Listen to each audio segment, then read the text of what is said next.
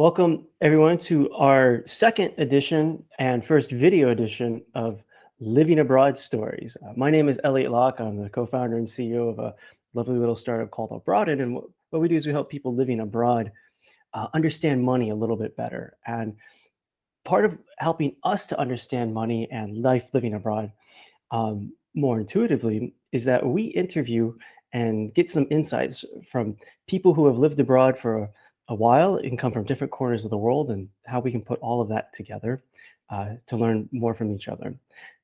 Today, we have a very special guest. Name is Jessica Breitenfeld.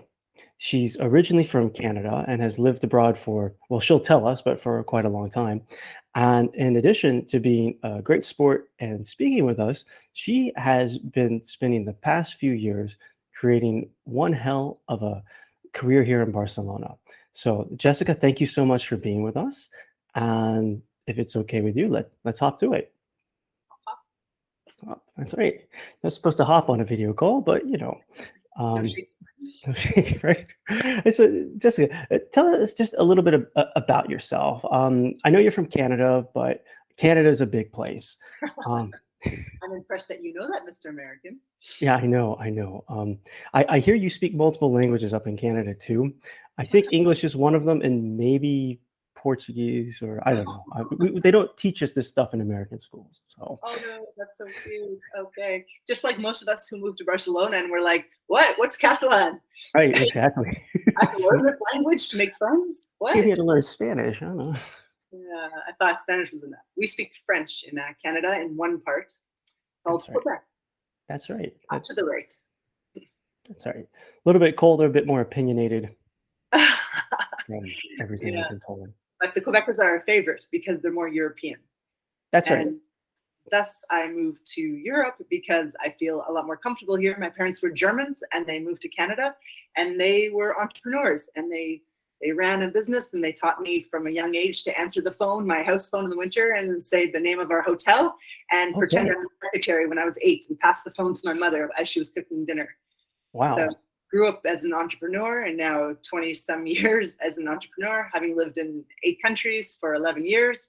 And Amazing. did speak some languages, now mostly just speak English well. Awesome. Yeah. I mean, here in Barcelona, for all of our viewers out here who aren't in the city or familiar with it, despite it being first a Catalan speaking city and second Spanish, there are tons of English speakers here. So it's a place where if you want to, blend into the local fabric, you can. But if you want to kind of take a bit of shelter in your own language, it's also possible too. So if I understood correctly, you're from Toronto. Okay, awesome. Just a little bit west of the European part of Canada. So what made you actually decide to move abroad? And you said you lived in a few different countries. Well, did you start here in Spain or? No, I really hate snow, Elliot, and I don't like ice hockey. I'm sorry. Okay, It's okay.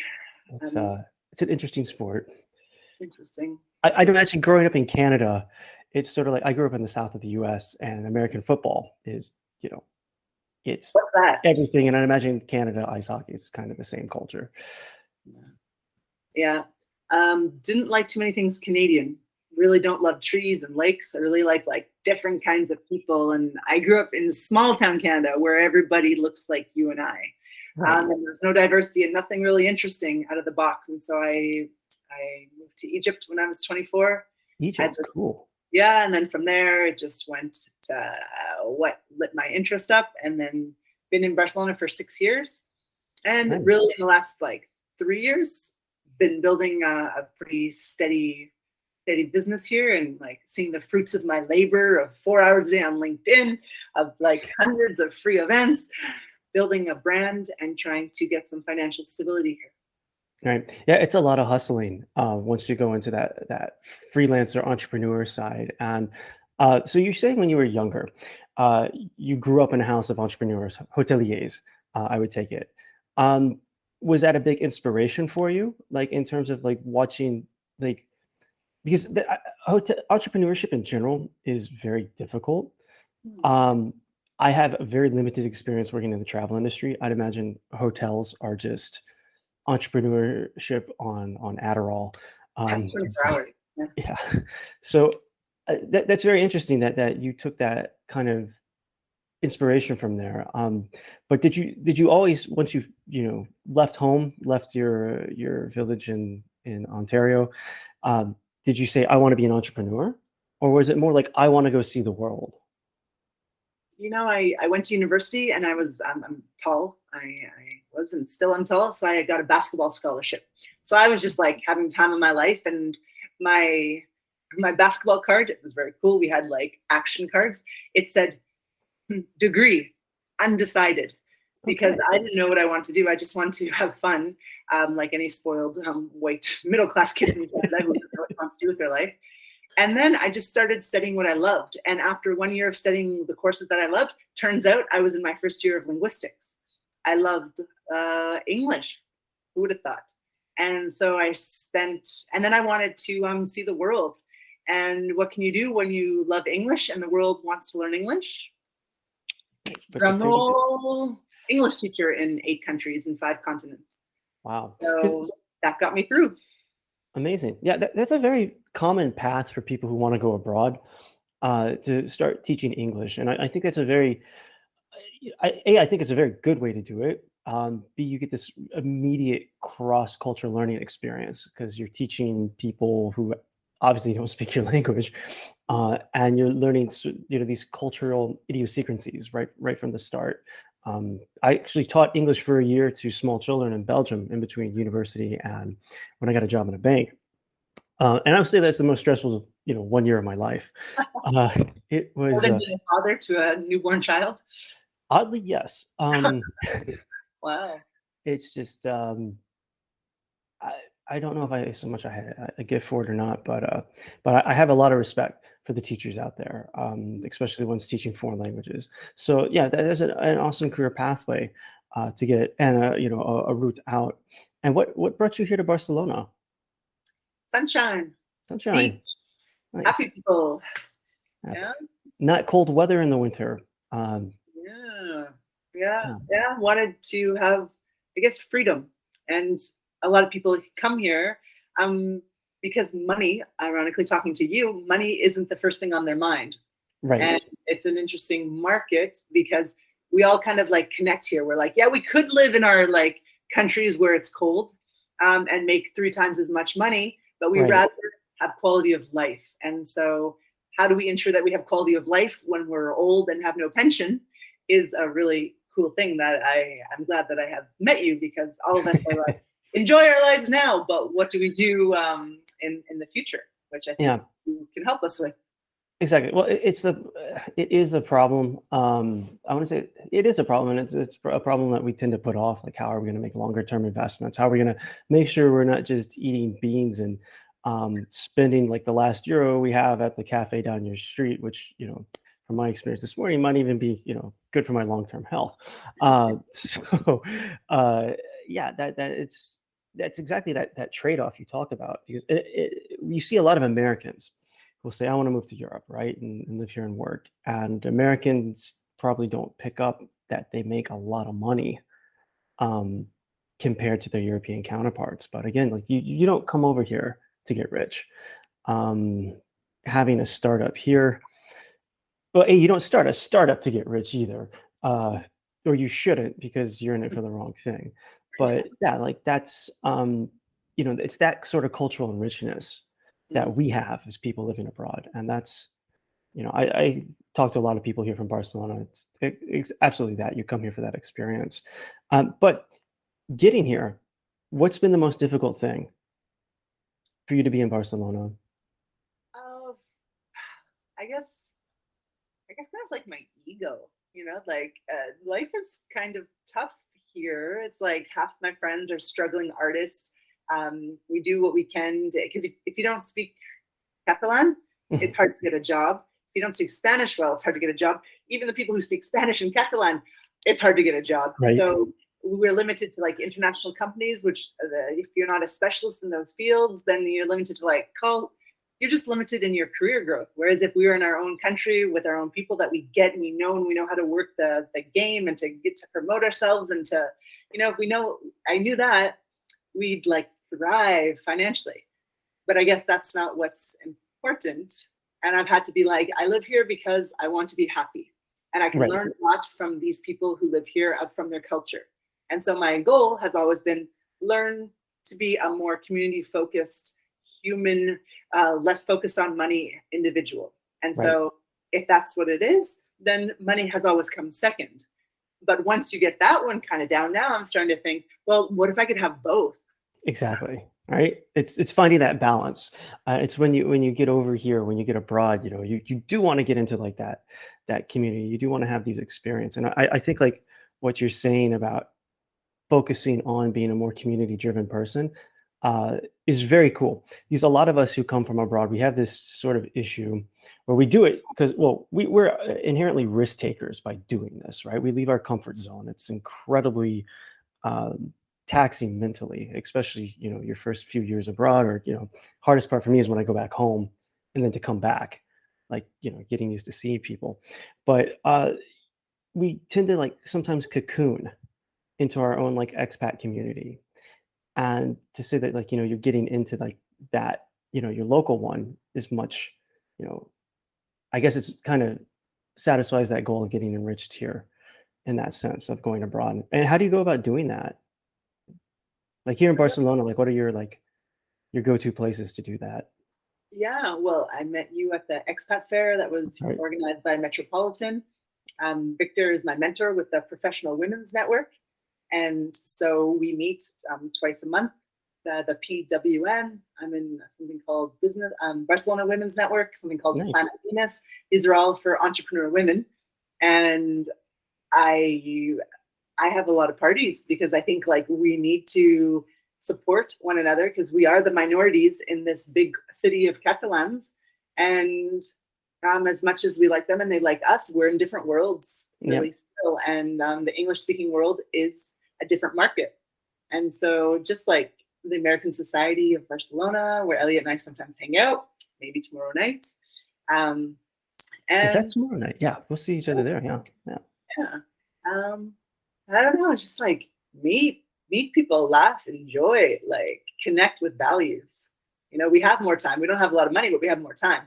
So Right. use the resource that we have. Exactly. Exactly. I know one of like my hacks as a startup founder is I look for events where there's free drinks. Hey, And at you the become American very quick at Society, that. you won a bottle of cava 2 months ago, and then last event I won the bottle of cava. So we are actually winners in life, aren't we? That's right. That's right. Pay me an alcohol and I'm a happy man until I run out of the alcohol. Well, that might be something I need to talk to someone about. But but yeah.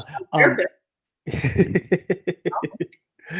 um so when you came here 6 years ago, did you immediately start your business or were Yeah. you teaching or Yeah, I've been teaching since I've been 24. I'm mostly entrepreneur. When you asked if I like was inspired by my parents to be an entrepreneur, I didn't even know there were other options. I thought like, why would anyone have a boss when you can just do it by yourself? Like as a kid, I just didn't understand why you would choose the other option. Like nobody likes having a boss. We already have two. They're called parents. And so I just thought, of course, I'm going to do my own thing. It's easy. And I actually don't think being an entrepreneur is hard because I went to like the school of like watching my parents do it for 20 years.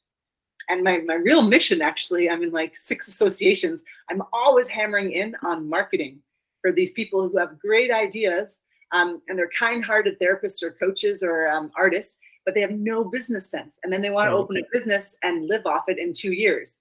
And they have zero idea that you have to run a business and doing what you love, not the other way around. Love what you do and then make a business of it.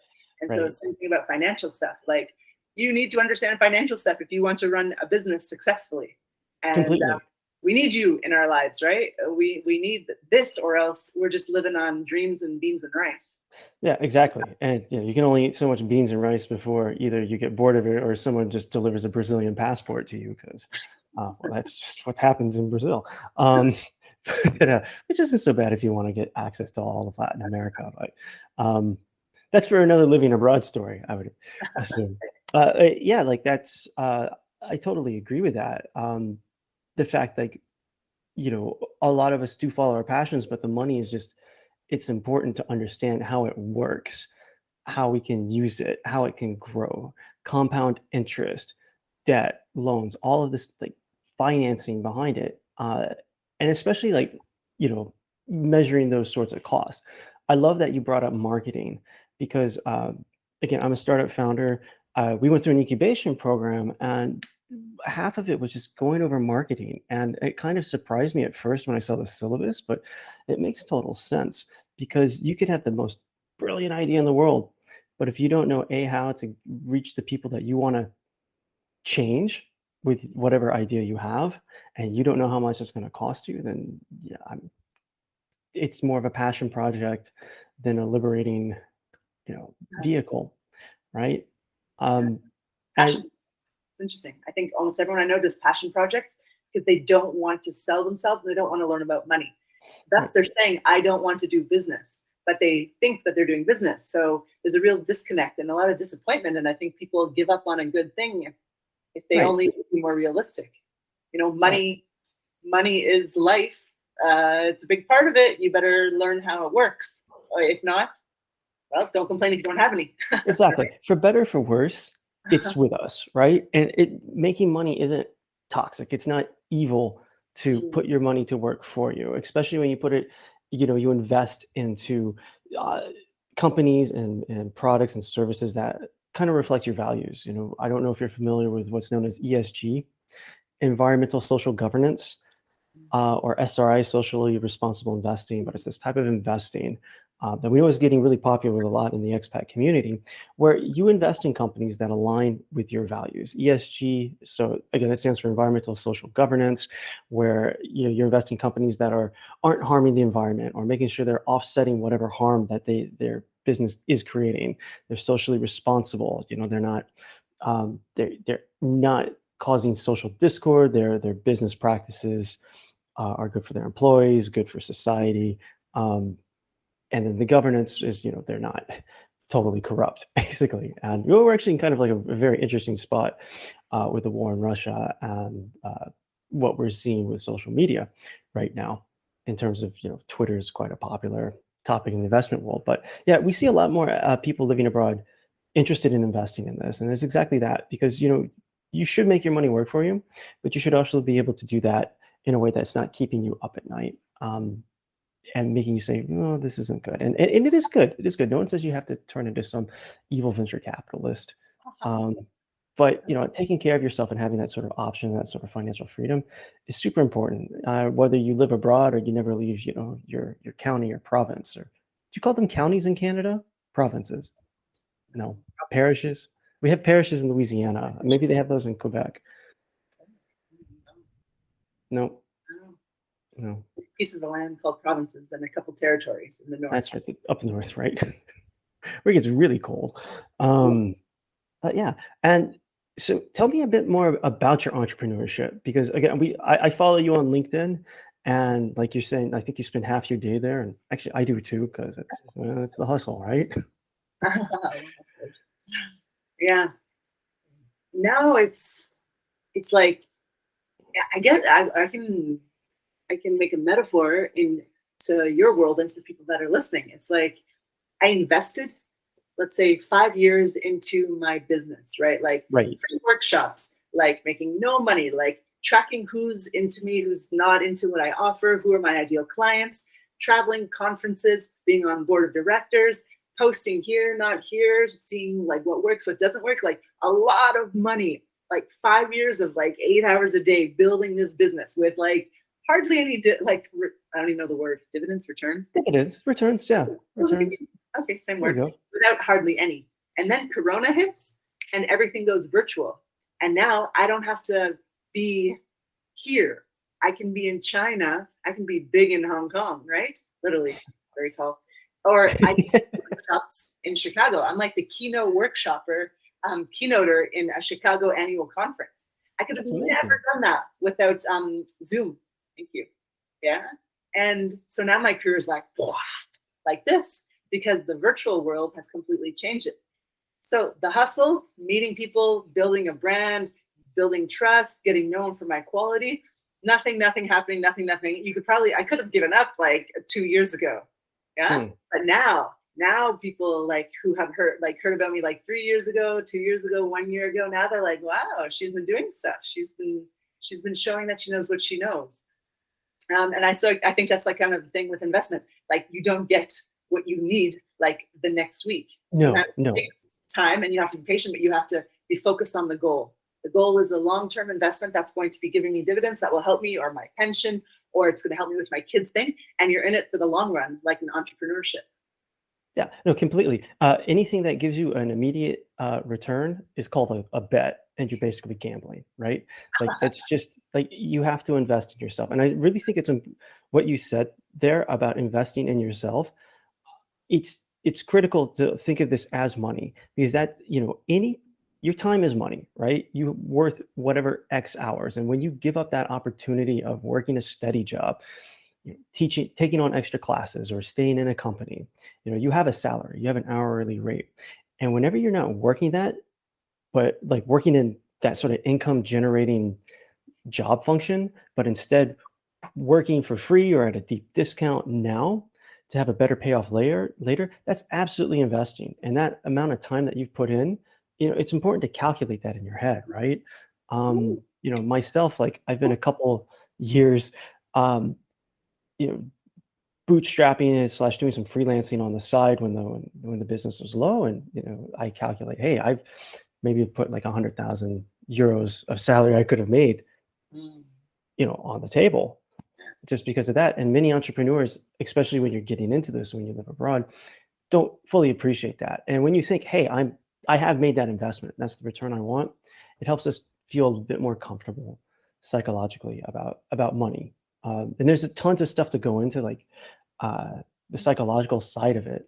I know you're a trained therapist, and actually, one of my favorite books about money management is called Advice That Sticks, and it's written by this a fellow Canadian.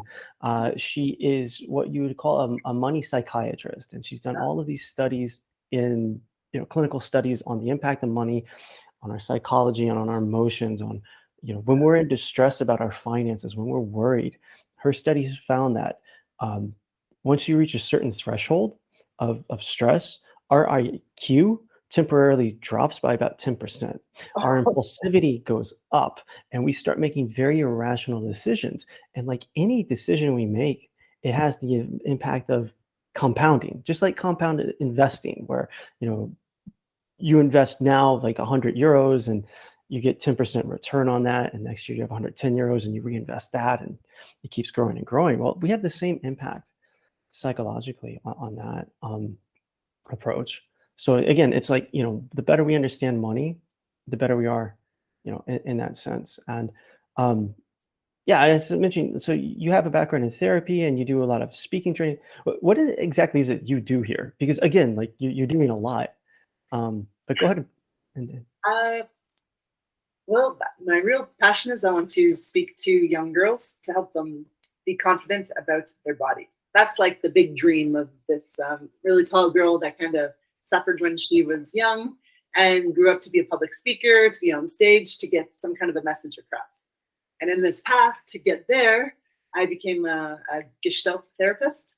And it's Mhm. about like being in the moment, accepting yourself as you are, and then making new decisions to feel congruent and happy with Oh, cool. who you are and who you aren't, and accepting it. Yeah.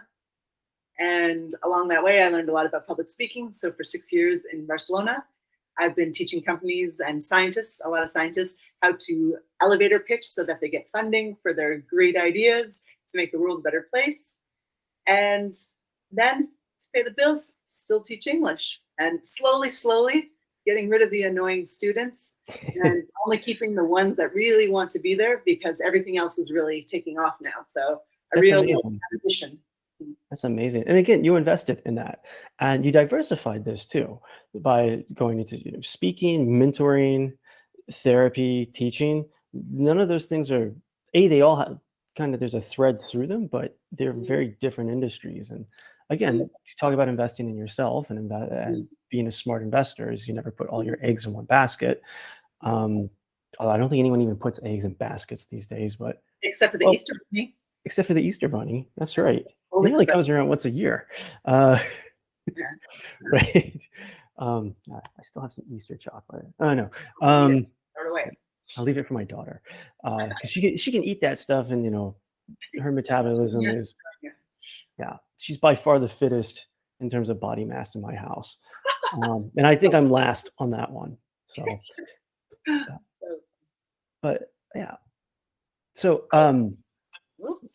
no, no worries. I'll pause it here. I lost my train of thought. Oh, I have it on airplane mode and it still called me. Oh, Well, that's if we could talk about tech, forget about money. I don't even understand tech. No. Sorry. all right. So far, everything's. I'm really, really enjoying the chat. Mm. All right. Let's pick it back up. Yeah, yeah. Awesome. So you give training to both young women. You're in the Entrepreneur Society, and you speak a lot. And I really think that idea of learning how to pitch properly, teaching scientists, introverts, how Mm. to be public speakers, and that's so important. Just because, well, if you Uh, want to stand out, you kind of got to get up and talk. And what sort of tips would you give? Sorry, going back on that, for us people living abroad, not only do we have to get up on stage, and that's a interest, you have to train yourself mentally to do that. A lot of times you're either doing it in a culture that you're not familiar with, mm, or for the ones who are brave enough, doing it in a language you're not even a native speaker of. mm. Um, I sometimes have to go up and pitch in French. I lived in Belgium for a long time, and I speak Belgian French with an American accent. The French people love me. Uh, but I mean, I could speak Canadian French with an American accent. And, That's even worse. right? Um, but what tips would you give someone who's watching this who has an idea and they need to pitch it?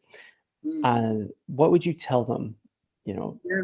to work on? Like, what would be like a quick win for them? Yeah, humans are always thinking, what's in it for me? So anyone who's listening to you is going like, well, do I need Elliot? Do I need Jessica? Why would I listen to this? Why would I give 22 minutes of my life to this? Would I go to that store? What's in it for me? Cereal. We're constantly thinking about ourselves. We're good humans. We think about other people, but in general, first we go, what's in it for me? And so if you think it's all about your startup, your project, your mission, good luck. Only you and your mom care about that. You have to constantly focus on starting with, how would you feel if you could invest and live peacefully knowing that you invested in ethical companies? How would you feel if you could get your messages across being authentic and not having to be salesy?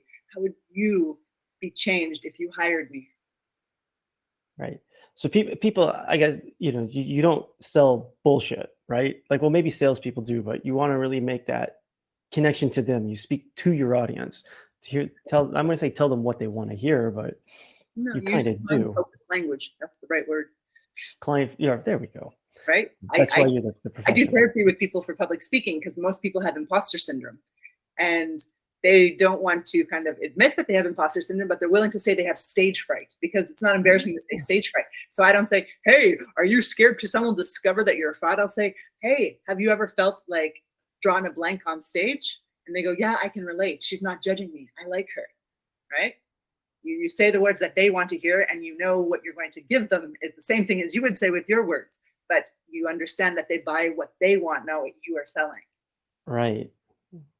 That's awesome. Those are great tips. And again, I speak on stage probably more often than Yeah, you're good. almost that I want. I do enjoy it, but it's that, like, you kind of get around it, and when you're on stage, you own it. You can do whatever you want up there.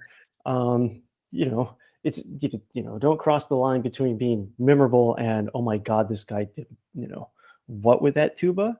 But What? Tell me that story. there's still a restraining order on that.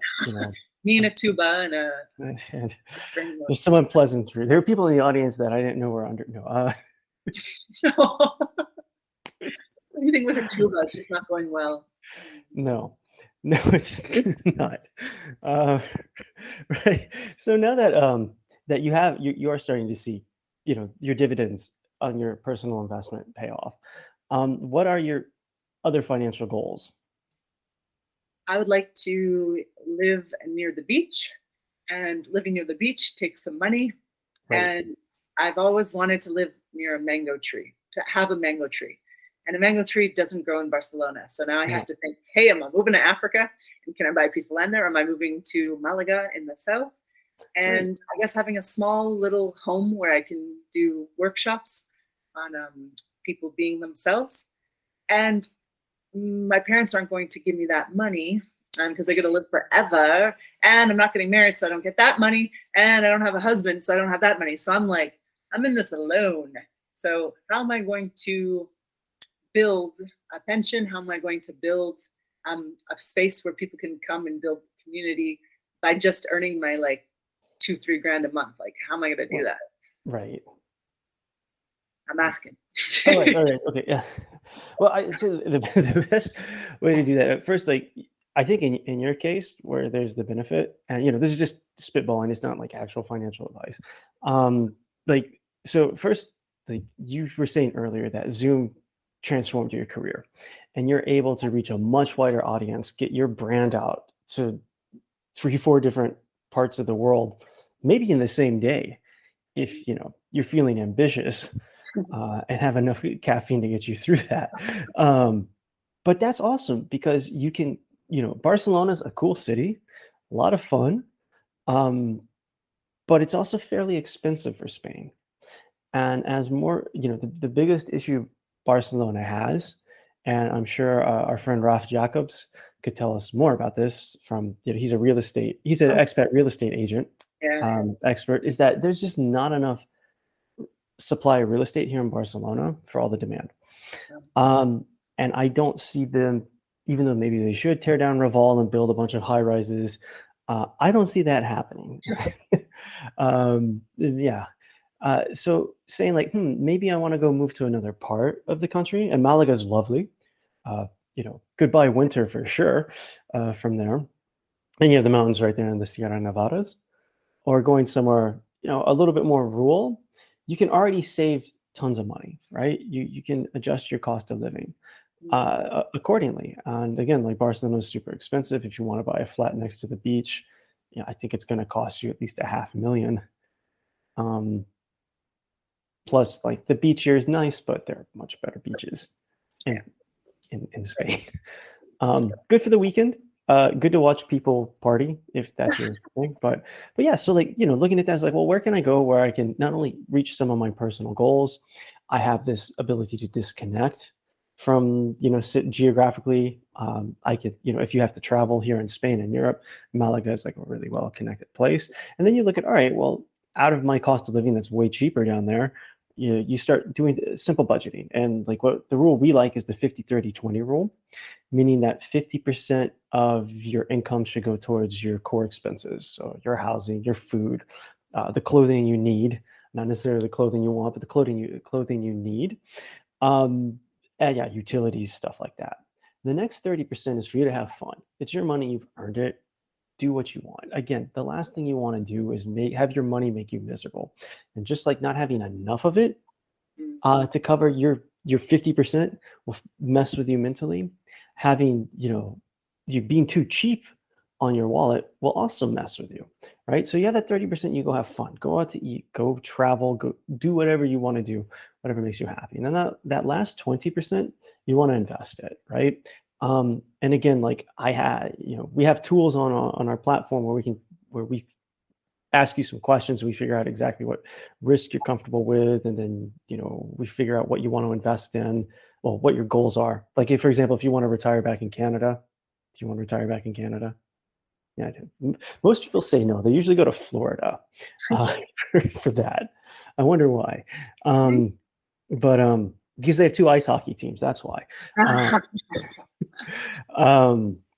But yeah, so like, wherever you want to be, and then we build a portfolio for you, some investments. And like what you really want to look at are things called exchange traded funds, ETFs.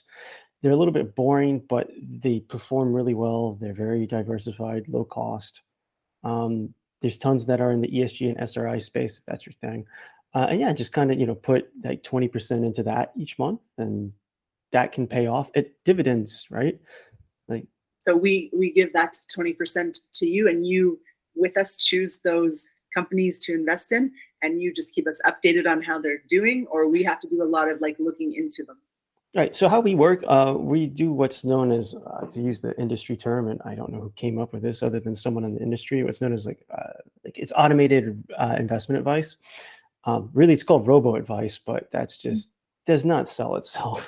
Um, exactly. It's not even any robots. I spent my first like investment buying a real robot, and only to find out like we had to code the thing anyways. It's like, um, so we didn't really do that. There's any investors out there watching. So like what we do is, yeah, we find these ETFs and you invest in hundreds, if not thousands of companies in different sorts of investment types. In there, we find the best combination. You just, put whatever money in that 20% each month. We do the rest of the management, buy the funds for you, make sure everything stays balanced while it keeps growing and reinvesting. And that's generally how it works. And then what happens, and I think a lot of people miss this too, is when you reach your goal, so you reach your retirement, let's say that you've done an amazing job saving and investing, and you have 600,000 euros sitting in that investment account. Cool, right? Plus you have your beautiful Spanish Social Security. You're an autonomo here, right? Yeah. So you get to pay into that one too. That's the freelancer program here in Spain for all of you abroad, which we could do a whole nother video series on the That would be on the therapy pro session. right, God, on the pros and many cons of being a freelancer in Spain, from a tax point of view. But yeah, so like what you do, so you have your state social security, and then you have your big old investment account, right? And the idea is once you have that 600,000 euros, or whatever you saved, instead of like drawing it down until it's empty and risking running out of money before you run out of time, you're going to do like what's called like the 4% rule. And that means that each year you aim to sell like 4% of that 600,000 euros and then grow it back over that 1 year. And then that little profit that you make from it, and 4% is quite a reasonable target, that growing profit you make from it um, pays you around 2,000 euros a month, just as What? your pension. Yeah. Wow. And it's there forever. It'll keep going. You could keep it going long after you're gone. Or, if you ever need to tap into it for like a huge emergency, you have a big old pile of cash. So that's how that's how that works. And we realize that a lot of people don't get that. And you get, again, going down to psychology of money. It's like, well, I reached 67 or 70 or however old we'll be when we get to retire. And what happens if I run out of money? Because we're also living longer. Here in Spain, we have one of the longest life expectancies in the world. We should move back to Canada. We'll be done by 71. Right. And so, yeah, so that's how that works here. So sorry, I kind of went on to a rant on like No, I love it. investing Very and, interesting. and Very that useful works. for me to understand what I'm going to do when I'm old. Yep, And can I ask a question that's like, of course. like with if I go to like BBVA and I like start a pension fund, like how different is that than if I go to you and invest this 20% of my income? Sure. Well, so in Spain, there is a small incentive to invest in specific pension plans that banks sell. You can put up to 2,000 euros a year into it and get that as a tax credit. So it lowers your tax your taxable rate of income, right? Couple issues with those, especially for us living abroad, is first, they're just not great investments. They have higher fees and they tend to underperform the market. I think there was a study a few years ago. I know there was a study a few years ago that analyzed about 500 of these plans, and only 3 of them actually beat their benchmark. So the huge majority of them were losing out money. I feel like there's like a pretty big difference if I think of going to like a huge bank and like asking them to invest my money or asking someone like you who I know and trust to invest my money. I like my heart as a female buyer is just like, I don't trust banks at all. So I don't know how they compare, but it could be interesting to be like, well, this is what you make here. This is what you make here, because I feel pretty lost. So hearing the outperforming and who is investing my stuff in banks, and if it's almost the same price, or I don't even know if it's more expensive, these are really interesting things that we don't know, right? We just go for the easy route. We just walk into the next bank and think this is good for our future. Because we already have a relationship with the bank, for better or for worse. We have our checking, our current account. We have a savings account with them. We I wouldn't say we know them, but it's like, well, they're there. And then the other big problem for us living abroad is that these plans are only registered here in Spain, and they're optimized for Spanish law. So if we decide that we want to stay in Iberia, but we'd like to learn Portuguese, and we go across the border to Portugal, well, guess what? That pension plan isn't coming with you. And not only are you invested in a lower performing investment, but you don't get the tax break anymore because you're not a Spanish tax resident.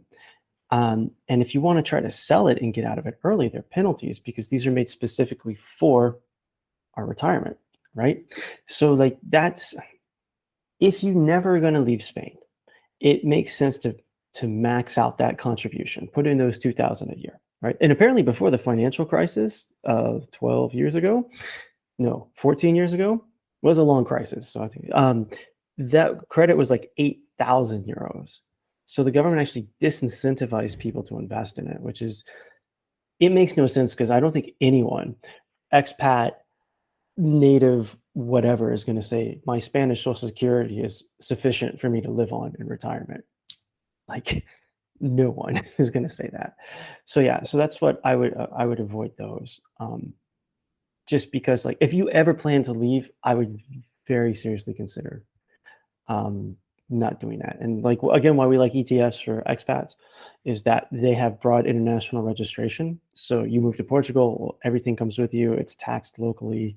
You continue going on like you used to.